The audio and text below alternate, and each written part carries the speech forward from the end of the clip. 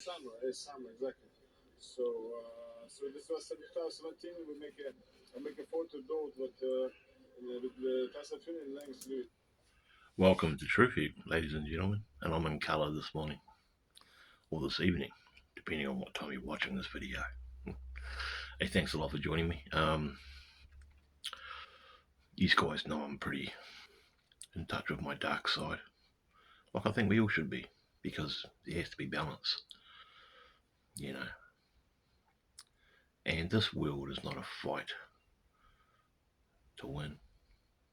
It's just a time to experience and enjoy and be moral. But we have to realize that, like nature, like God, we have a dark side. And I say that we should embrace it sometimes, in moderation, obviously, but all the same, embrace it. And realize that, just like the nature and God and the cosmos, there is polarity,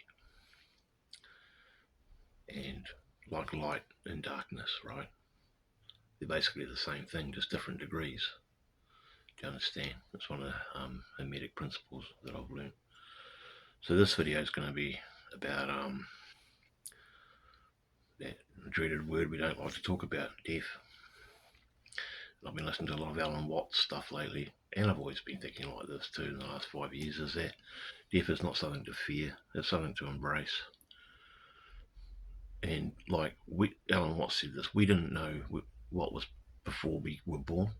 Just like we won't know what's after we die. If we don't know what was going on before we were born, then what is there to fear? Does that make sense to anyone? If we don't understand what we were doing or where we were or whatever before we were born, why should we worry about when we die? One of the other Hermetic principles, guys and girls, is, well, ladies and gentlemen, if I want to be politically correct, is vibration and rhythm. That's another one. And if you look at our body, say our hand, for example, by the way, caveat, example, there's a great video on my channel which has had hardly no views called Powers of 10, an old 70s 9 to 10 minute long documentary video about how we are the microcosm and the cosmos are the macrocosm, if that makes sense. And if you look at our body, the cellular structure, atomic structure, magnified hundreds of billions of times or whatever, we are just a mass of atoms and neurons or whatever they are. We're just fuzzing and constantly vibrating.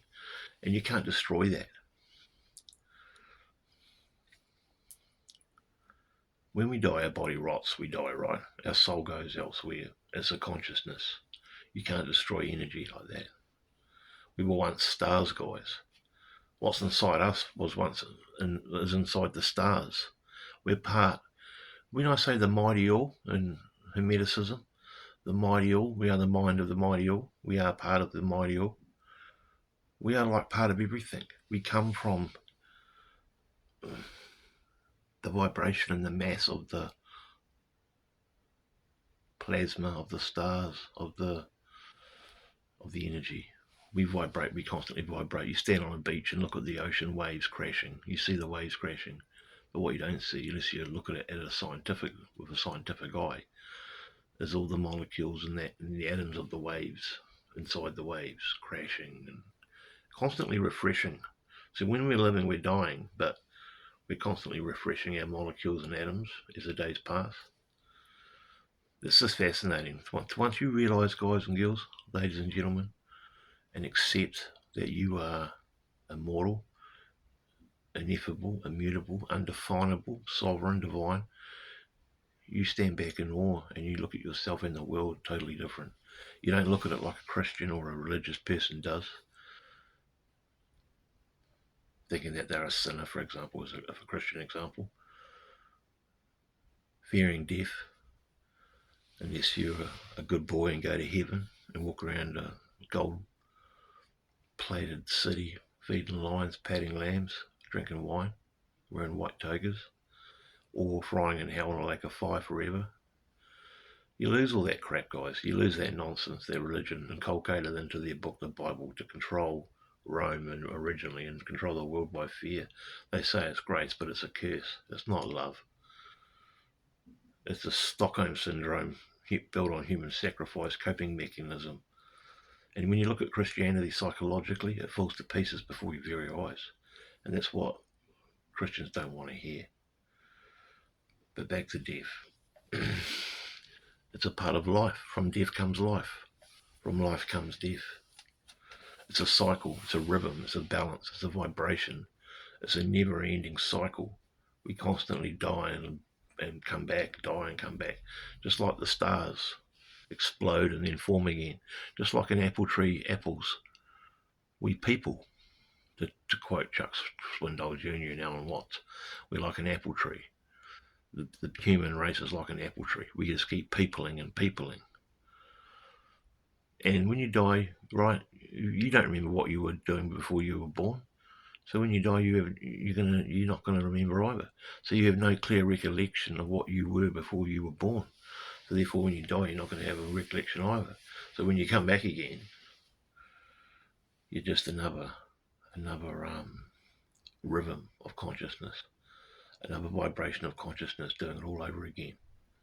And when you're really going to get deep on this, you look at everything, everyone is this one great, grand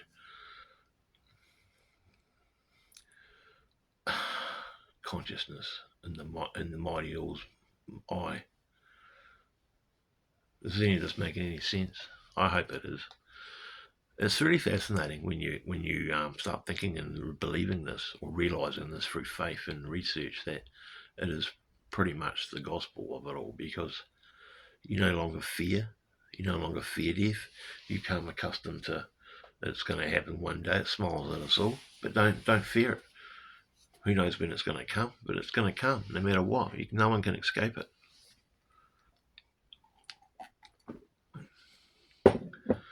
So it makes life not so serious.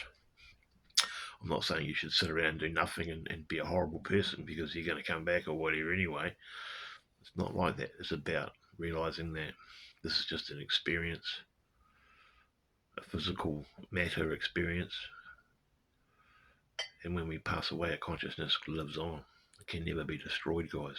No matter what the church tries to tell you, no matter what the Christian church or the Bible tries to scare you by inculcating into your braincraft that you are a sinner doomed to hell if you don't play the game, and if you're a good boy you go to heaven forever. It's all a load of nonsense.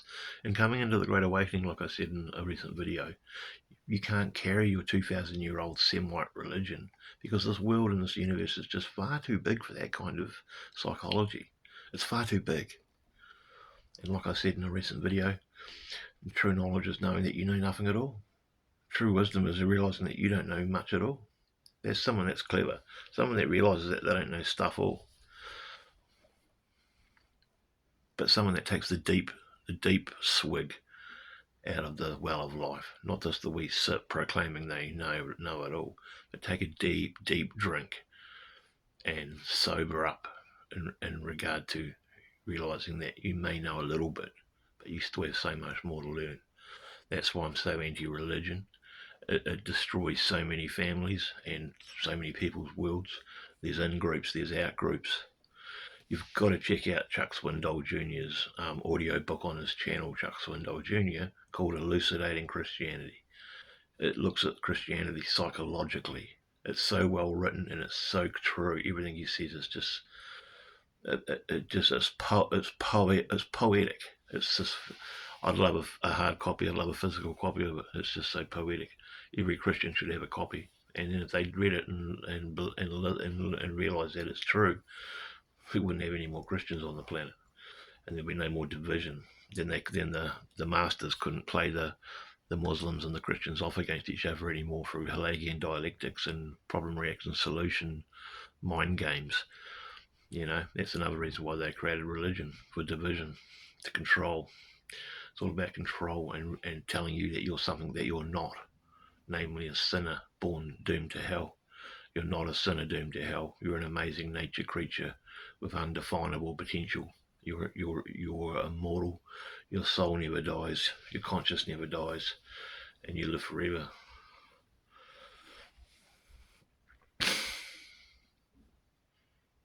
How does that sound? How's those chocolates taste? They taste good. I really encourage you to check out people like Dr. Joseph Campbell, Terence McKenna, Alan Watts, Chuck Swindoll Jr., Michael Tazarion, Mark Passio, Jordan Maxwell, David Icke, Jason Christoff. Yeah, and there's others as well, guys. There's many more that I can't remember off the top of my head. Dr. Joe Dispenza. Um, and really check these guys out, and just check out a couple at a time. Don't go too crazy and get an information overload. Just check them out, research what they talk about, and if it gels and makes sense, well, you're on a winning road.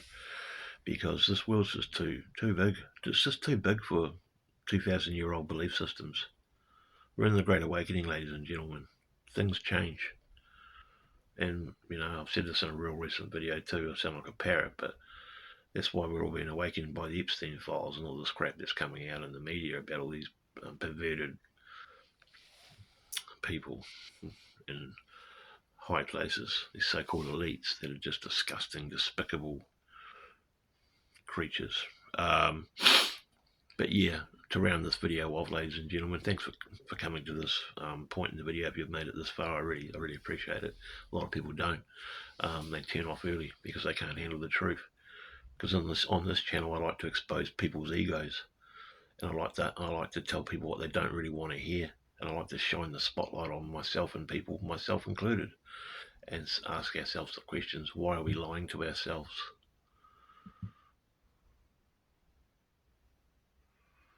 That may be one of the first questions you have to ask yourself when next time you look in the mirror is, why am I lying to myself? Why do I fear death? Is it because of some Christian nonsense that's been instilled to me since I was this high? Why? Life's a fantastic journey that we should really love and enjoy and take part in and participate in. If we feel defeated, we've lost the will to live, don't give up. Trust me, I've battled with mental health my whole life. Still do. Sometimes I feel like I've lost the will to live.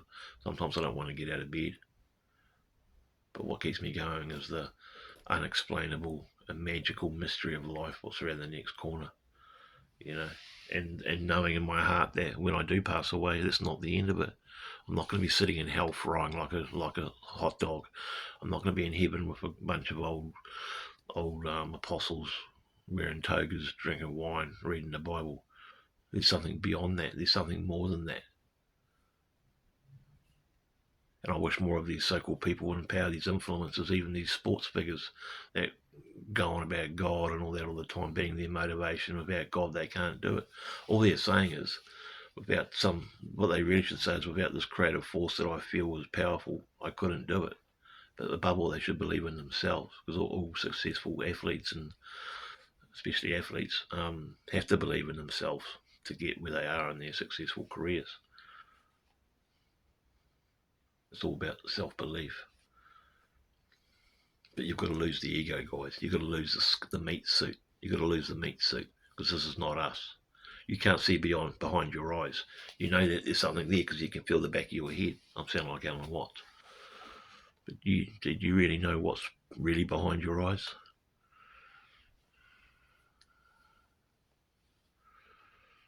There's just so many questions to life, guys. And our scientists say they know all the answers. Well, they know lots of the answers, but they don't. They know some stuff, I'll give them that.